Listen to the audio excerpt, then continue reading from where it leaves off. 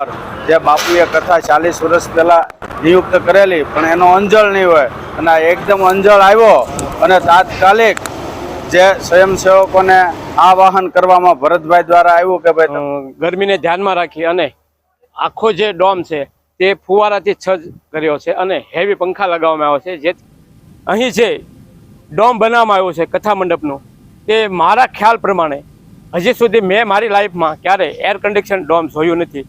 તો પહેલી વાર આપણે એર કન્ડિશન ડોમ જોવા જઈ રહ્યા છીએ.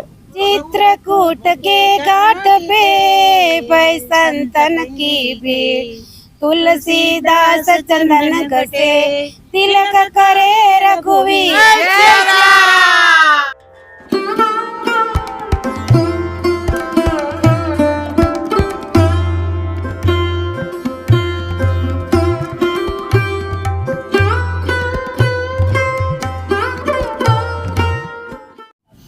નમસ્કાર મિત્રો, સ્વાગત છે તમારું અમારી ચેનલ લોહંગ ટ્રાવેલમાં. તો મિત્રો, આજે અમે આવ્યા છીએ ગોંડલ સ્ટેટ, કે જ્યાં મહાસિદ્ધ મહાત્મા શ્રી લોહલંગરી બાપુનો વડવાળા આશ્રમ આવેલો છે.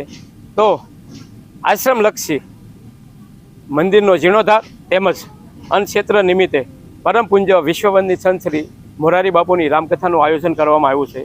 તો આજે તારીખ 18/5/2024ના રોજ કથા પ્રારંભ થવાનો છે. તો અહીં આજે આપણે તેમની સંપૂર્ણ તૈયારીઓ જોશો કે કથાનો ડ્રોમ કેવો બનાવવામાં આવ્યો છે, ઉતારામાં કેવી સુવિધાઓ આપવામાં આવી છે, ભોજનાલયમાં કેવી સુવિધાઓ આપવામાં આવી છે. તો આવી તમામ બાબતોની આજે આપણે જાણકારી મેળવીશું. તો જોડાઈ રહેજો વિડીયોમાં અને વિડીયોને અંત સુધી જોજો, જેથી તમને અહીં જે પરમ પૂજ્ય વિશ્વવંદની સંત શ્રી મોરારી બાપુની જે રામકથાનું આયોજન થઈ રહ્યું છે તે સંપૂર્ણપણે નિહાળવા મળે.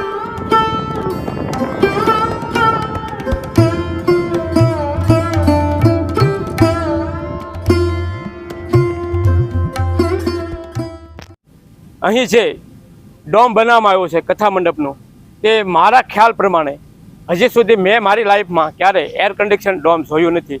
તો પહેલી વાર આપણે એર કન્ડિશન ડોમ જોવા જઈ રહ્યા છીએ.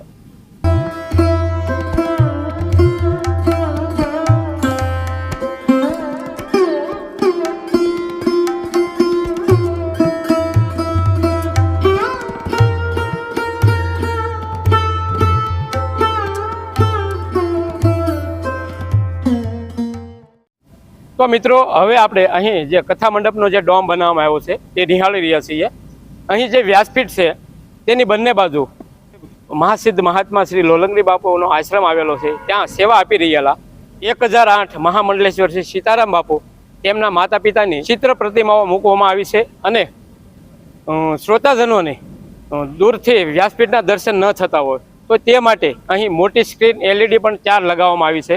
તેમજ અહીં અંદાજે 90 આજુબાજુ એર કન્ડિશન લગાવવામાં આવ્યા છે, તેમજ હેવી ફેન પણ લગાવવામાં આવ્યા છે, જેથી કરી અને એર કન્ડિશનનું જે કોલિંગ હોય છે તે બંને બાજુ સરખું રહે. તેમજ અહીં લાઉડ સ્પીકર પણ સારી રીતે ગોઠવવામાં આવ્યા છે, જેથી ગમે ત્યાં તમે ડ્રોમની અંદર બેઠા હો તો તમને સ્પષ્ટ રીતે અવાજ આવી શકે.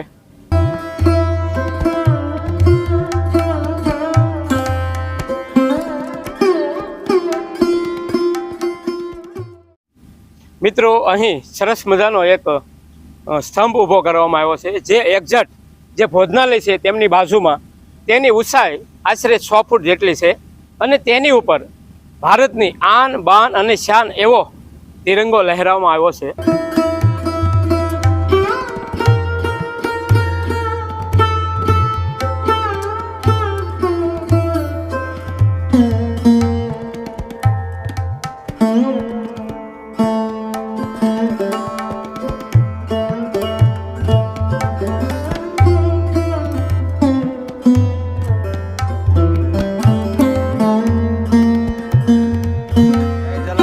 જય સિયારામ.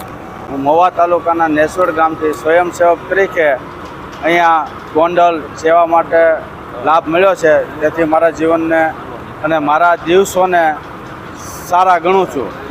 અને અહીંયા આગળ જે લોહગીરી બાપુ કે જે અહીંયા વડવાળા તરીકે પ્રખ્યાત છે, જે ધનબાઈમાં જેમણે પણ રોટલો ઉઘરાવીને હદાવ્રત શરૂ રાખ્યું હતું, એવી આ પાવન ધરતી ઉપર જે બાપુએ કથા 40 વર્ષ પહેલાં નિયુક્ત કરેલી, પણ એનો અંજળ નહીં હોય અને આ એકદમ અંજળ આવ્યો અને તાત્કાલિક જે સ્વયંસેવકોને આવાહન કરવામાં ભરતભાઈ દ્વારા આવ્યું કે ભાઈ તમે આવી શકશો, તો તાત્કાલિક નામો લખી અને બધા સ્વયંસેવકોની ટીમને લઈ અને ચીમનદાદાના માધ્યમથી તેમજ સ્વર્ગીય ભગવાનભાઈ તેમજ મોહનભાઈ, શામજીભાઈ, વિઠ્ઠલભાઈ, આ અમારા સહયોગી મિત્રો દ્વારા અમે 6 બસ અહીંયા લઈને પધાર્યા છીએ.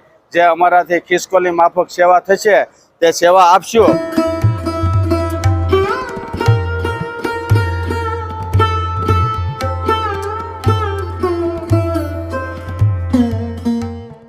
તો મિત્રો આપણે પહેલા જે અહીં કથાના કોઠારમની માહિતી મેળવી અને ત્યારબાદ હવે આપણે આવ્યા છીએ જે VIP ભોજનાલય. તો અહીં સુંદર રીતે વ્યવસ્થા કરવામાં આવી છે. ગરમીને ધ્યાનમાં રાખી અને આખો જે ડોમ છે તે ફુવારાથી સજ્જ કર્યો છે અને હેવી પંખા લગાવવામાં આવ્યો છે, જેથી બંને બાજુ જે ફુવારા હોય ઠંડક આવતી હોય છે તે બધે પરસરી રહે તે માટે મોટા હેવી ફેન પણ લગાવવામાં આવ્યા છે. તો મારી પાછળ તમે જોઈ શકો છો VIP ભોજનાલય.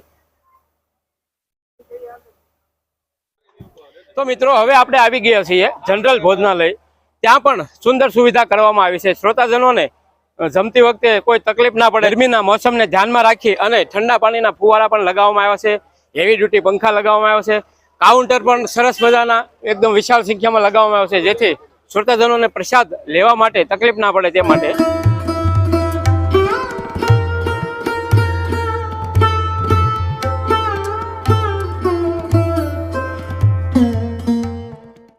તો મિત્રો અહીં જે પરમ પૂજ્ય વિશ્વવંદની સંત શ્રી મોરારી બાપુની રામકથાનું આયોજન થઈ રહ્યું છે તેની આપણે સંપૂર્ણપણે તૈયારી જોઈ લીધી. તો તમને કેવો લાગ્યો આ વિડીયો કોમેન્ટ કરીને જરૂર બતાવજો અને કોમેન્ટમાં જય લોહલંગરી બાપુ જરૂર લખજો. અને આ વિડીયો તમને પસંદ આવે તો વિડીયોને લાઇક કરજો, તમારા મિત્ર મંડળને શેર કરજો, જેથી તે લોકો જો ગોંડલ રામકથાની અંદર પધારે તો તેમને અહીંની જે સુવિધાઓ છે તેના વિશે બધી માહિતી મળે.